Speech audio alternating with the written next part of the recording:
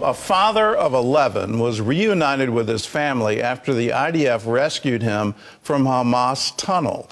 Israeli leaders say they will not rest until the remaining hostages are brought home. Meanwhile, Israel is carrying out the largest anti-terror operation in the West Bank in 22 years. CBN's Chuck Holton has the latest.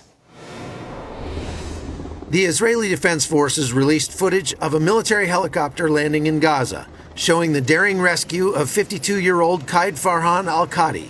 He's the latest of 8 hostages rescued alive since October 7th, and the first to be found in Hamas' vast network of underground tunnels. He's also a member of the country's Bedouin Arab minority, though he says he was given no special treatment as a Muslim. Israeli commandos rescued Qaid Farhan al-Qadi from an underground tunnel, following accurate intelligence. Al-Qadi's brother told reporters the family is thankful for the world's prayers. Thank God that gave us news today after 11 months. News that we didn't imagine and didn't dream of. And thanks to the people who prayed for us, to the whole world, all the good people in the world. The father of 11 also rejoiced at being reunited with his family. Did he meet his youngest son? Yes. What did he say? Excitement. He left him when he was 4 months old. Meanwhile, the IDF has launched its largest counterterrorism operation in the West Bank in more than 20 years, dubbed Operation Summer Camp.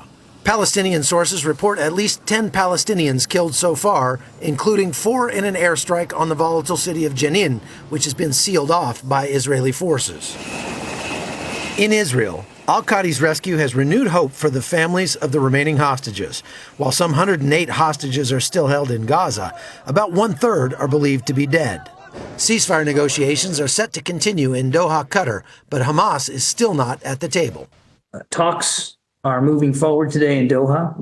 President Biden directed Director Burns and Brett McGurk to participate for the United States. They're on the ground right now working with representatives from Israel, Qatar, and Egypt. Qatar and Egypt are in turn mediating with Hamas. The resumption of these talks is an important step. And in the lead up to this meeting, we'd already narrowed some gaps. After 326 days in captivity, al-Qadi appeared thin but healthy, giving his rescuers a thumbs up. Later, from a hospital bed in Beersheba, he spoke on the phone with Israeli Prime Minister Benjamin Netanyahu. There are still 108 hostages whose families are still waiting to hear news that their loved ones are home. And they should know that we will not rest. We will not rest until we fulfill our mission to bring all our hostages back home. From Jerusalem, I'm Chuck Holton for CBN News. Well, that's a story you're likely not going to see anywhere else. And the reason is it cuts against this so-called narrative that Israel is an apartheid state. Let me underline, that was a Muslim Bedouin, a citizen of Israel, but a Muslim Bedouin. And Israeli forces, they risked their own lives to free him, not because of his religion, but because he was a member of their state. He was a citizen and therefore entitled to all the protection that any other citizen is entitled to.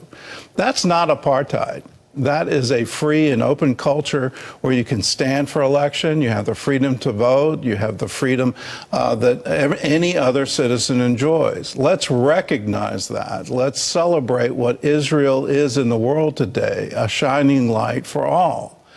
This story also underlines where is the outrage in the United States that U.S. citizens are there. U.S. citizens are in those same tunnels.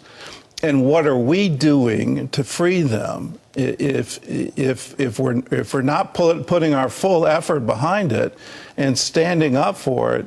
Where's the outrage? Where are we in our country saying we have to protect our own citizens from this horrible terrorist government of Gaza? Hamas is the government, and let's recognize that. They're the ones who started this horrible war. They're the ones that are keeping it going. They need to unconditionally surrender, release all the hostages, and lay down all their arms. Anything less than that, we can't tolerate. What makes Israel so special?